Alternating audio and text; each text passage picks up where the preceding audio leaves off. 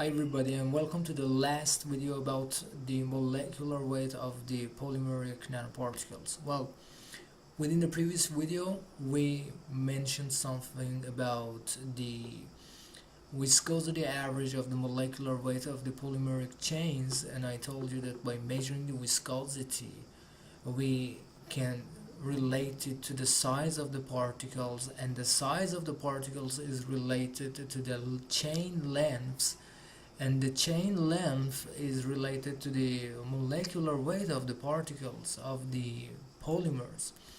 So we measured the viscosity average of the molecular weight, and also before that I told you about the number averaged and the weight averaged, but we didn't talk about the full size distribution, the full molecular weight distribution of the polymeric chains. The only thing that we mentioned was the polydispersity index, which was the ratio between the weight average and the number averaged. And I told you that when we have monodispersed distribution, it will reach into 1, so that we have the identical polymeric chains. But now here we want to talk about the full distribution of the polymeric chain, how we can measure that. Well, the method is just by using the gel permeation chromatography, and this method is based on letting the polymer chains to flow within these matrix. You see here that we have a matrix, and the polymeric particles, when the polymeric chains, when they are forced to move here, they will form the coils as you see, and their particles will flow within this matrix to come out.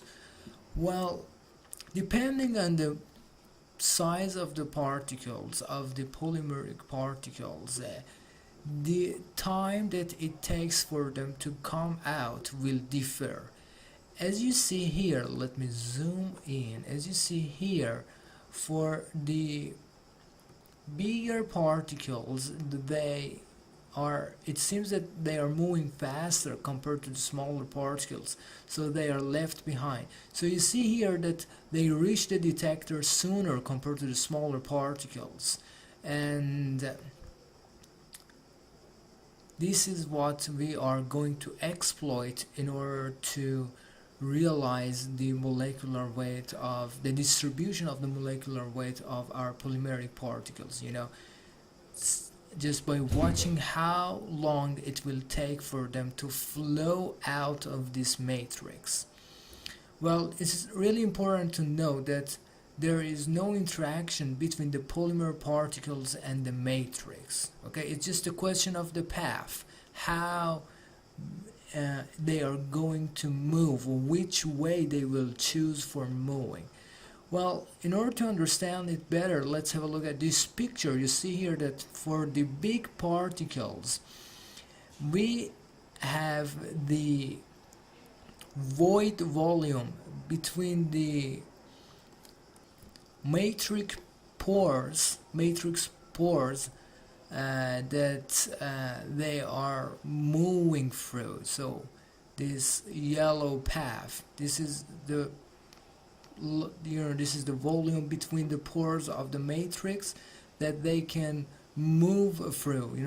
Because they are bigger than the pores of these matrix, they cannot enter. So this is the exact reason why they will move faster and come out of the matrix, faster compared to the smaller particles. The reason that the smaller particles move more slowly compared to the bigger particles is that they have the possibility to enter the pores of the matrix, so they will be somehow having a more complex pathway in order to reach the end of the matrix, and it takes more time for them to reach here. So you will see that for the small particles, the retention time, the elution time is somehow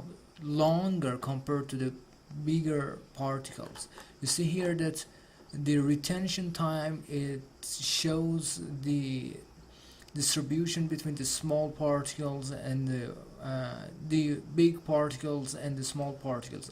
I told you that if you, for example, consider here as the reference of time, you see here that for the bigger particles they arrive sooner compared to the smaller particles.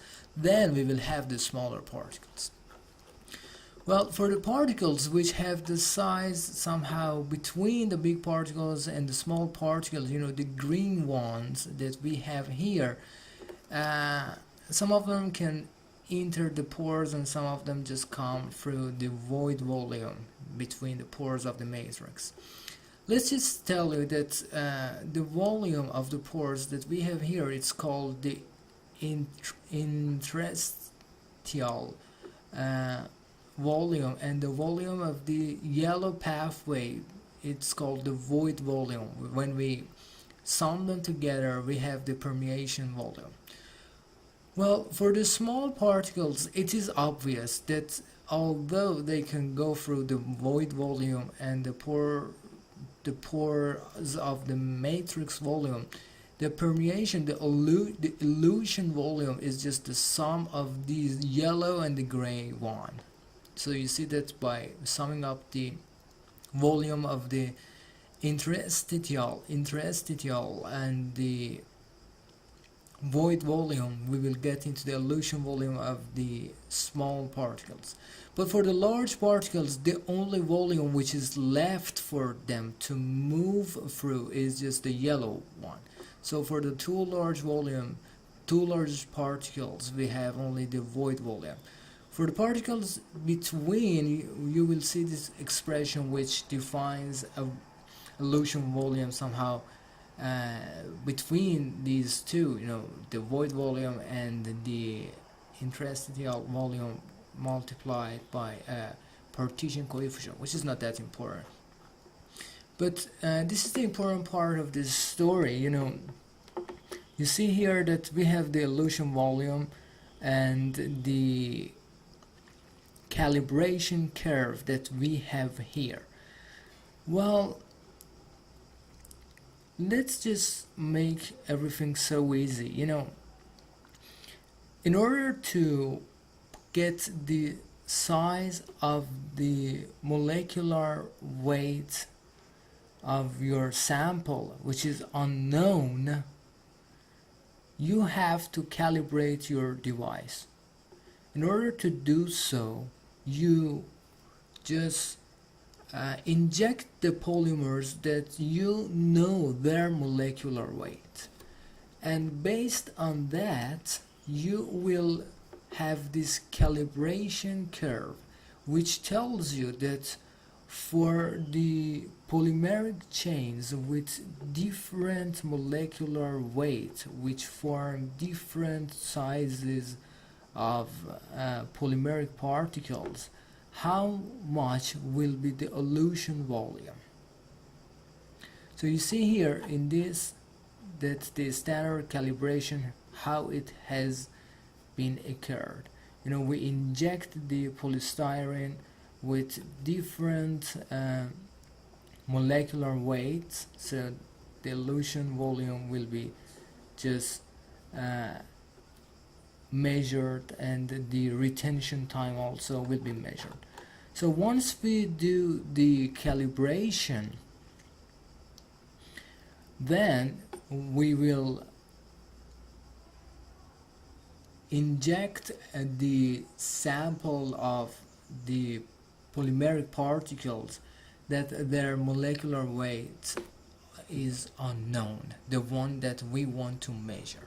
Okay, and by using this calibration curve, we will reach into the molecular weight of our unknown sample. Well, let me just tell you about the limits that we have here. You see here there's a limit for the small particles and the limit for the bigger particles. You know, it doesn't matter how big the particles are going to be when they reach this limit, because there will be only one pathway for them to go for the void volume that we have here. Okay, so when we reach the elution volume to void volume, there will be no more path for them to flow through.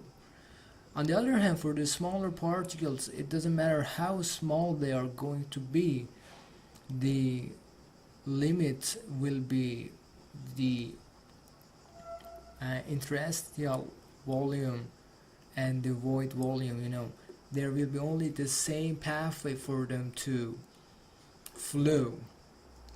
So this is how we have this calibration curve. If you, I'm sorry, if you just take the logarithm of this calibration curve, you will see that it will become a straight line as we have it here. Okay, it becomes a straight line with a slope. You have to be careful that for the different polymeric chains which were used for this calibration, we will have different elution volumes.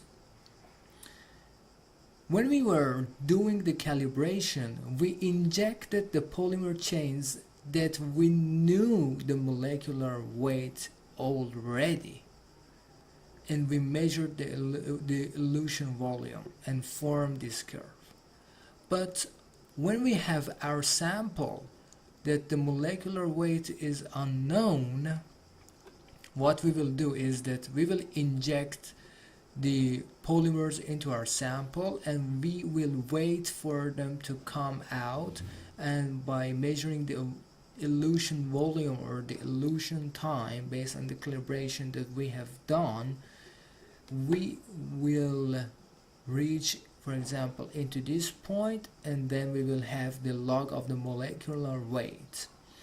Since we just inject all of our sample together and it takes different times for the different polymeric particles with different sizes to come out, we will have different elution volumes, and then we will get different molecular weights.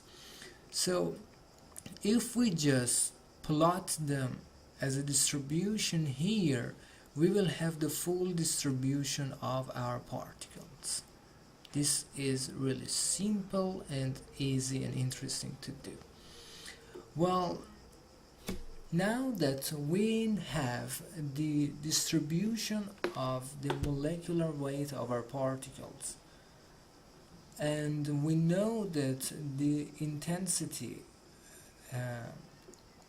of the detector is related to the number of the molecules and also their size, we can do the number averaged and the weight averaged by this formula. That these are just the ones that we introduced at the beginning, and by measuring the weight average and the number average, we will have the polydispersity index by just dividing them together, and it tells us how broad the molecular weight of our sample is distributed. Well, it was all about measuring the molecular weight of the polymers, and see you later.